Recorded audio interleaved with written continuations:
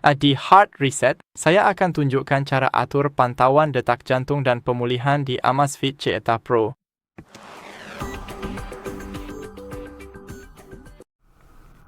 Jadi pertama, buka aplikasi ZEP, lalu masuk ke perangkat dan Monitor Kesehatan. Di sini Anda memiliki pemantauan detak jantung otomatis. Perangkat akan secara otomatis mengukur dan merekam detak jantung berdasarkan frekuensi pemantauan. Anda bisa mengatur frekuensinya di sini. Saya memilih 5 menit, menurut saya itu yang paling optimal.